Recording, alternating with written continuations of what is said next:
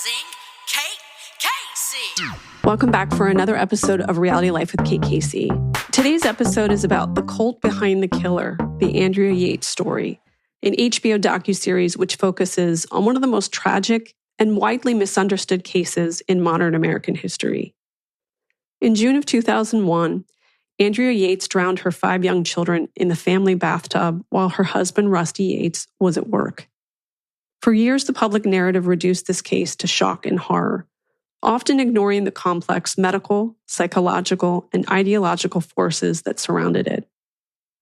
Andrea Yates was not suffering from ordinary postpartum depression. She was experiencing postpartum psychosis, the most severe and dangerous postpartum psychiatric illness, a condition marked by delusions, hallucinations, catatonia, and a complete loss of reality testing. Multiple psychiatrists warned that she should not have more children, that she should never be left alone with them, and that stopping antipsychotic medication could be catastrophic. Those warnings were repeatedly ignored. But this case cannot be understood through medicine alone. Andrea and her husband Rusty were deeply influenced for years by the teachings of Michael Woroniecki, an independent Christian street preacher known for apocalyptic, fear-based messaging centered on salvation, judgment, and parental responsibility for children's eternal fate. Rusty first met Woroniecki in the 1980s, and the Yates family maintained correspondence with him for years, receiving his writings and religious materials. At one point, Andrea and Rusty even lived in the same converted bus previously owned by the Woroniecki family during their ministry, a symbol of how closely intertwined their lives and belief systems had become. Woroniecki's teachings emphasized that parents, and particularly mothers, bore spiritual responsibility for their children's salvation. Former followers and media reporting have described messages that framed spiritual failure as catastrophic and eternal, with little room for doubt, grace, or mental illness. These teachings were not presented as parenting advice in a conventional sense, but as an absolute spiritual truth, one that, for a severely mentally ill person, could become deadly. Religion did not cause Andrea Yates' illness, but psychosis absorbs belief systems already present, and in Andrea's case, her delusions were profoundly shaped by these teachings. She came to believe she was an evil and failed mother, that Satan was influencing her children, and that their souls were doomed because of her. Within that delusional framework, she believed killing them would save them from eternal damnation. This was not rational planning, it was a resolution of psychosis. Medical professionals later testified that Andrea was incapable of rational decision-making during this period. Still, her husband minimized the severity of her illness, at one point comparing it to the flu, believing faith, prayer, and structure would heal what doctors said required long-term psychiatric care. Medication was stopped, hospitalizations were brief, and despite explicit warnings, Andrea was left alone with her 5 children. In 2006, Andrea Yates was found not guilty by reason of insanity, with the court concluding she did not understand right from wrong and was driven by psychotic delusions and not criminal intent. Today, she remains institutionalized in a Texas state psychiatric hospital where she continues to receive long-term treatment. So today's episode examines this new documentary series that revisits this case with clarity and with depth. And I am joined by the filmmakers, Julian P. Hobbs and Elli Hakami, to discuss how religious influence, untreated mental illness, and systemic failures intersected, and why this story still matters, especially in how we recognize postpartum psychosis and protect vulnerable families. Here is my interview. Thrilled to see both of you again. My first question for you is that there have been so many headlines, but really surface level narratives about Andrea Yates over the years. What did you feel was missing or maybe even misunderstood that made this doc series necessary now? I think when we first came across the story and we started talking to David Della Isa, who's in the film, and also Douglas Roberts, who's in the film, who were, studied under Michael Woroniecki's teachings. The one thing that they said to us was that when they heard the news, Andrea Yates, you can't deny, was probably one of the biggest true crime headline stories ever. And when they heard about it, they felt sympathy. And they felt a lot of sadness when they understood that she was also under Woroniecki's teachings. And so I think that for us was a very eye-opening moment, because so much of what we understood the headlines to be was that, Andrea Yates, especially in the early days of the trial, and from what I remembered of the case, was that, how could a mother have done this to her children? And then to hear two people who had that same connection to Andrea through Michael Woroniecki say, well, actually, that wasn't my reaction. What the public was feeling was actually very different than what I felt in that moment. I think that was something where we recognized that there was more to the story than maybe people had known. Yeah, I mean, now all of these years have gone by, and I do think it's important to go back in time and to look at a lot of these cases through a different lens. One of the most striking elements of the series is really how clearly she exhibited textbook postpartum psychosis. Why do you think this distinction between postpartum depression and psychosis has been so persistently misunderstood in public discourse? Well, we should say, and it's really important, that this is a benchmark milestone case for the awareness of postpartum psychosis, absolutely, and depression, and that comes from Rusty Yates himself, who says the reason why I'm participating in this film is because I want to put women's mental health and this postpartum issue on the map, and it actually has been put on the map. So we never wanted to deny that importance as well. And you could argue, why isn't it then further embraced by society at large? Is probably an indictment of our mental health care in the United States and in the world at large, and especially around women's issues. What we were doing was adding this other component, which is with postpartum psychosis or postpartum depression. If you embed that, and one of them, Dr. Resnick, described it as a trellis and a vine. They're intertwined, so they're feeding each other.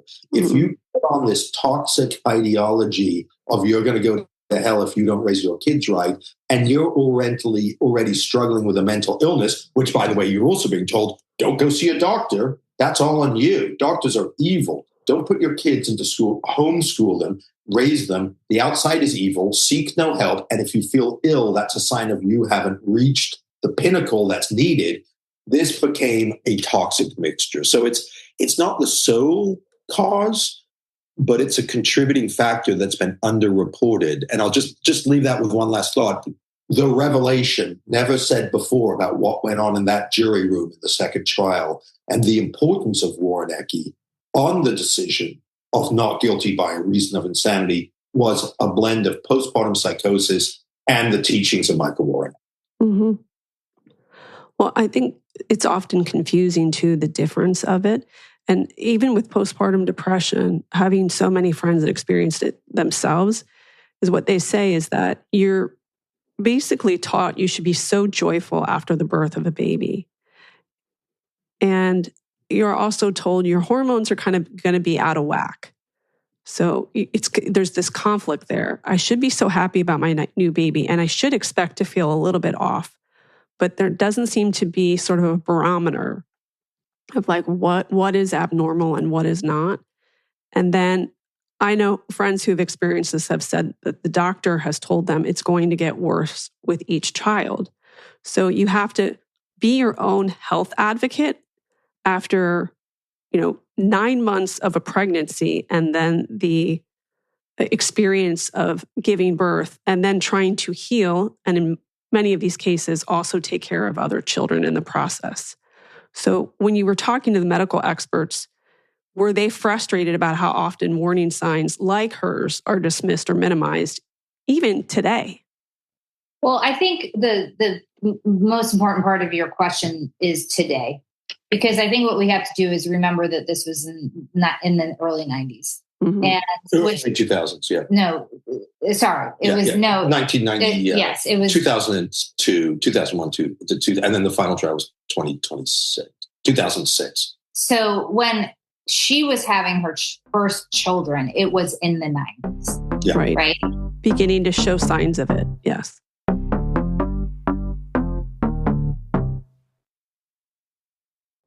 Every year I tell myself, look, you got to get better about meal planning. And every year life gets busy and it falls apart. What finally clicked for me is realizing that meals don't have to look one specific way. They just have to fit your life. That's what Marley Spoon does really well. Marley Spoon adapts with you. Some nights you cook, some nights you heat, and some nights you just do dinner done fast.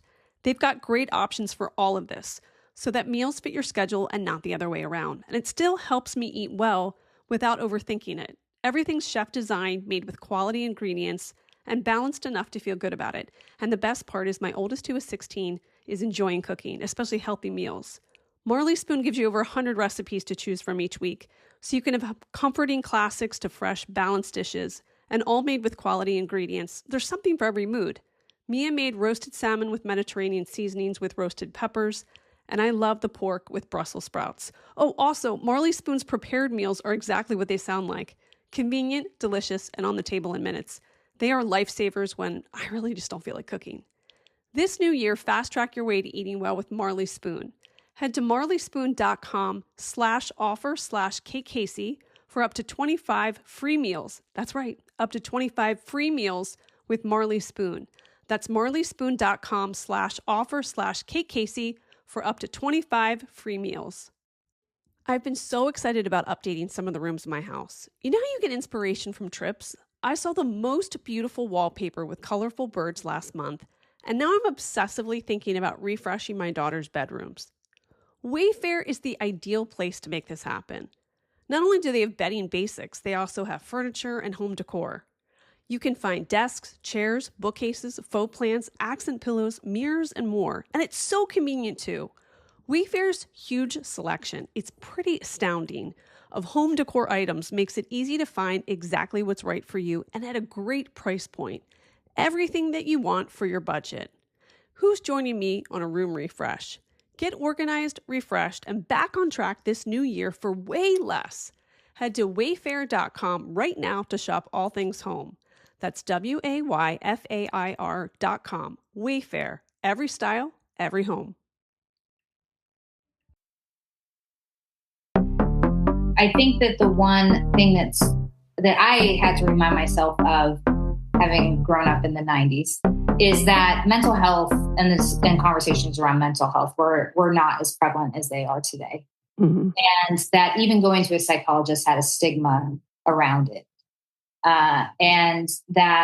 So I do think that that's what was, something to remember about this case and Andrea's situation and diagnosis with postpartum psychosis. And is that I think it was very new. It was very new at the time because we weren't as advanced as we are today with mental health. And so I think Rusty, I felt a lot of compassion for Rusty in the story, which I think is somewhat, for some people, that point of view is problematic. But for me, I did feel compassion for Rusty because I think that he was in a situation where these things surrounding mental health were not talked about at length. The information wasn't as available. And so when he was hearing the diagnosis of his wife having postpartum depression and postpartum psychosis, he had nothing to compare it to. He had no point of reference to it. So he was a bit in the dark about what that is and what it exactly means. And so I think that it's really important to remember that where this happened in terms of our trajectory of where we're at with mental health. Mm-hmm. Yeah. But absolutely correct. And then throw on top of it that your guru, your religious teacher, is making the proliferation of your children a key benchmark of your spiritual standing. Mm-hmm. Well, I think what was interesting too is that many people point out to her apparent calm in the days leading up to June 20th as this evidence of premeditation. How do you want viewers to understand that calm through a psychiatric lens instead? Listen, I don't want to pretend to be a professional psychologist. That was looked at very closely by Dr. Resnick and he would absolutely dissent from that calm point of view. When they brought in Resnick, within days, really almost hours, but days, and Wendell Odom, the defense attorney, talks about this. She was in an utter catatonic state. She was thinking that 666 was tattooed into the back of her head. Mm-hmm. She was in a complete psychotic meltdown. We all know that there's ups and downs and there's swings within psychosis. But to say that she was in a calm state, the one thing we do know is she was playing a tape of Michael Woroniecki right at this time. So I think there's a you know, I'm not sure where it gets you to try and say, I guess accountability, you know, should she be held accountable? But I think what our documentary lays out to do is to Ellie's point, is to shift the lens and give you a different perspective, right? Mm-hmm. And once you see that different perspective that had been bubbling up for 8 years before the tragedy happened, without having that context and without having to understand the world they were living in and the belief system that they were living in, as well as the mental health travails that they were living in, as well as what Ellie's laying out about the lack of certain cultural understandings of these phenomena, it begins to shift your lens and how you perceive the whole thing. Well, I think one of the things that's very frustrating, especially as somebody who has a lot of kids myself, is that her husband, Rusty, compares her illness to the flu, temporary and self-resolving. When he looks back at that, I mean, what is his feeling now in the present day about that comparison? Oh, I don't think, and Rusty has had online a lot of blowback for that thing, but I think I'll let Ellie speak to it, because what he's pointing out is that there was not the education around the issues that his wife was facing, neither from their spiritual leader nor from the health community. Mm-hmm.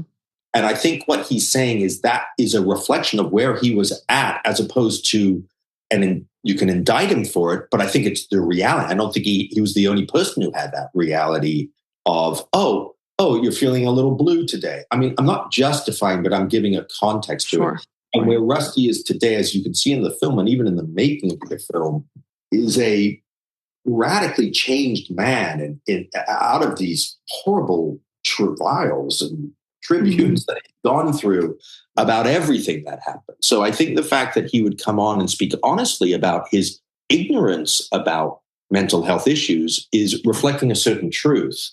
You know, we all don't know everything all at once, you know. I don't know, Ellie, do you want to chime in? I think for me, the most important thing, the most important thing, the most, I think, how do I say this? I think that the thing that really struck me with Rusty was that he stood by his wife. And I mean, it's hard to imagine. I can't even begin to contemplate what he experienced through his own point of view. He went to work one day and he received a call to come home. And what he came home to was all of his children had been killed by his wife, had been drowned by his wife. And in addition to that, there was media all around him. And the next day, he was a headline story. So I don't think any of us can contemplate what even could go on in a person's mind when that happens. But what Rusty chose to do is stand by his wife. And what Rusty chose to do is say, okay, I forgive her. And I understand that she had an illness and that she was severely ill. And that was what was behind what happened in this tragedy. And so for me, that was what I take away from Rusty's story. I know a lot of people have, honed in on his saying, I just thought it was the flu. But I think if you fast forward to what happened after, I think that's also very telling. Mm-hmm. Well, let's talk a little bit about Michael. Where does he begin this ideology? Where does it stem from? And was there any sort of evolution from the very beginning? There was an evolution. He grew up in Grand Rapids, Michigan, in a very traditional, as you can tell by his name, Polish immigrant community, Roman Catholic, right? And he was a party boy and a very successful sports player, and he got a scholarship to college. And well, by the way, according to him, when you go to his website, he's a legend in his own mind. A legend, yes. Central Michigan. So his good friend who's in the film, who knew him when they were both, choir boys, literally, we had his best friend when he was growing up. So, we have some confirmation of this story. He went to Central Michigan. He could have maybe made it to the pros. Maybe he blew out his knee, and on the field, he had a religious conversion. But his religious conversion, nothing wrong with a religious conversion. We all need redemption. We all need higher powers to guide us on our way. His spawned a very radical response. He was also rejected from seminaries because of his radical beliefs. And we're not talking left or even really right. What they were is that he had a unique interpretation of the Bible, which many would say is not even really biblical, but is Woroniecki-ish, which is punitive, reprimanding, and puts him in the position as the gateway, as your thumbs up or your thumbs down in terms of heaven or hell. And that there's a certain process you have to go through to get through the gates of heaven, which is this isolation, cocooning, and taking everyone away. Family, church, school, job. You have to shut it down. And when you cocoon, you have to consume a heavy dose of his pamphlets and audio tapes. And as Moses Storm says, no one ever got to heaven. So now you're tipping away from, really the Bible, quite frankly, because I don't really think he's a religious guy, in my humble opinion, into cultish behavior of control. And so, under the rubric of walking around campuses carrying a cross and saying that he has ultimately cracked the Bible and your road to redemption, I think what was going on was the incubation of a cult, and a cult that was based around the figure of Woroniecki as your gateway drug, to transcendence. Mm-hmm.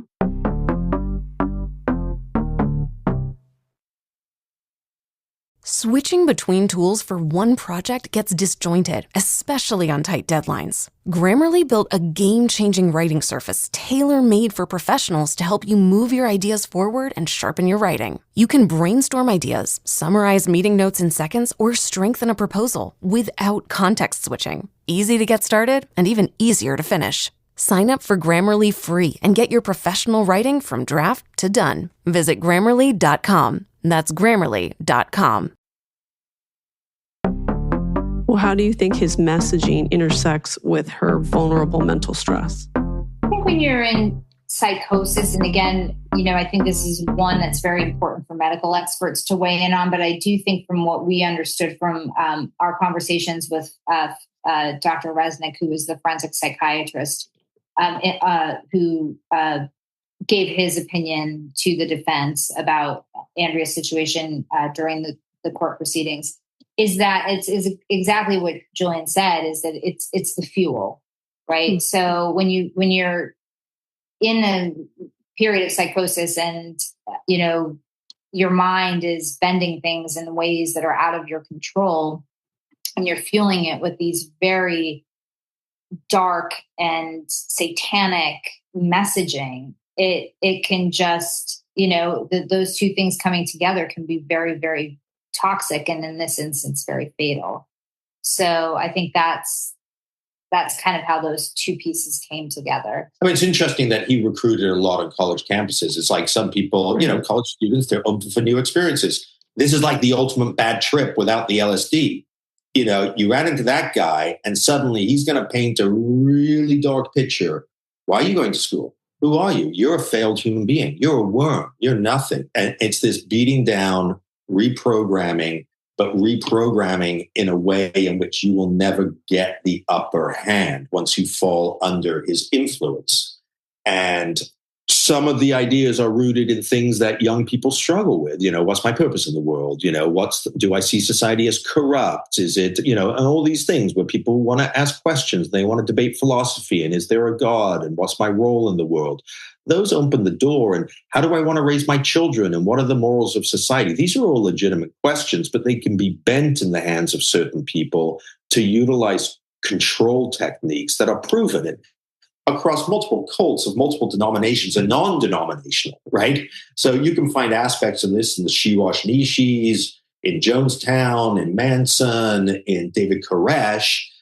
The point is and this is what our cult expert points out, is there's a psychological playbook that behaviorism has now exposed about how you can get into people's minds and begin to control their thought process.